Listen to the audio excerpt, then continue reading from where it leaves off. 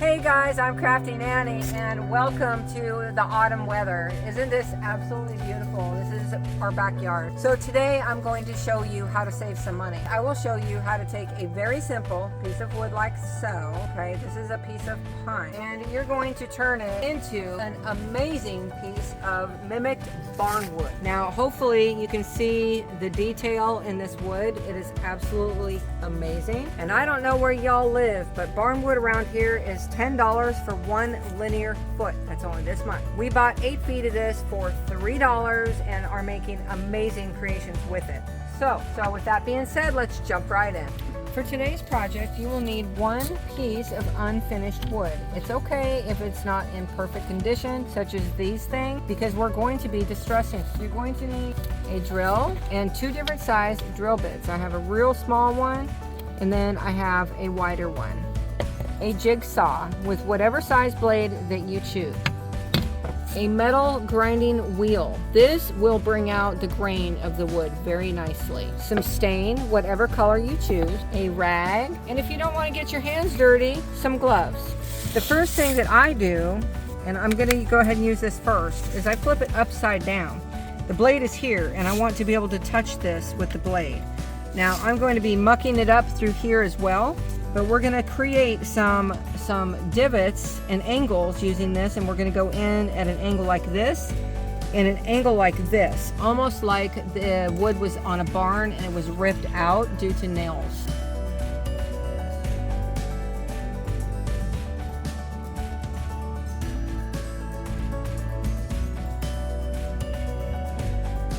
For now, it just looks like a piece of garbage, but trust me on this, just stay with me and you'll see what happens. I also did not tell you guys that you're going to need a sander at the end. So I'm done with the saw for right now. I will be doing the other side off camera. The next thing I'm going to do is I'm going to drill some holes. Now, there's 2 different kinds of holes we're going to drill. We're going to drill nail holes with the bigger one. The size of the drill bit depends on whatever you want.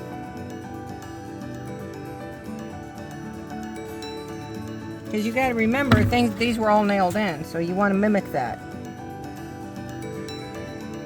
Now, I'm going to switch out to a smaller drill bit, and we're going to create some wormholes, almost as if bugs were digging into the wood. Now, to create a wormhole, you're going to want to go at an angle. The best way to do it is to drill straight down first, almost like a pilot hole. Go back into the hole and start straight, and then as it's drilling, go at an angle, and just go like this, and pull it up. So as you see, I created a wormhole. We'll do another one like right here. Remember, straight down, and then go back in straight, and then angle it at the same time. It can be any angle you want. Like I said, it looks weird now, but it'll look better later. The next thing we're going to do is we're going to attach that metal wheel to the drill, and then we're going to use a metal wheel on it. They make many different sizes and types of these. This is just one that we had on hand, and that's the one I chose to use. This really roughs up the wood and just makes it absolutely amazing. You can go all different ways with this, and we do have another one I may end up using as well, just to show you guys, but in the meantime we'll start here with this one. As you can see, look at how just that little tiny bit, look what it did to that grain. Isn't that amazing? You'll see that once you put that stain on there, it really brings everything out.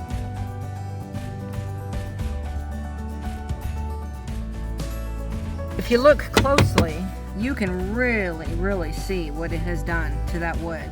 Now, I'm going to show you a piece that has not been finished, and I want you to see a comparison. As this, don't look at this part because that's just rough, but if right here you look at this and then you look at this, you can see every little bit of grain in that wood. Absolutely beautiful. Look at that. So the next thing we're going to do is grab the sander, because we want to smooth this out, and then after that we'll stain it, and that's when the magic really happens, because you can really see all of this come out. I'm going to go ahead and do the other side, and I'll be right back. Both sides have been distressed using 3 different tools, and now I will go ahead and sand this, and then we'll go to the next step.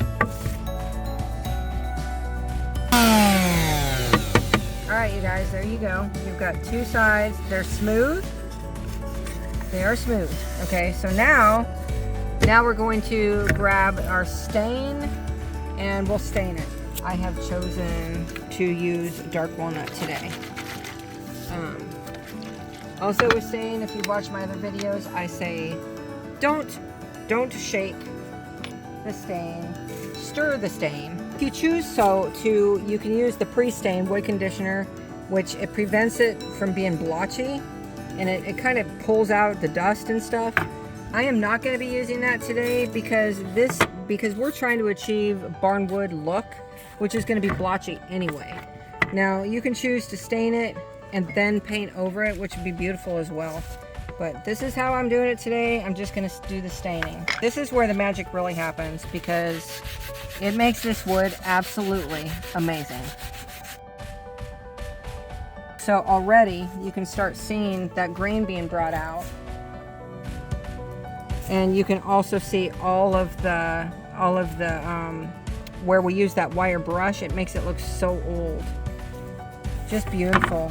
Now the longer you let stain sit, the darker it will become, and you can see that I'm wiping it off right away because I don't want it super dark. I want to be able to show all of the imperfections in the wood because it makes it look older. Now I'm going to stain a piece of wood that I did not do this to so you guys can see the difference.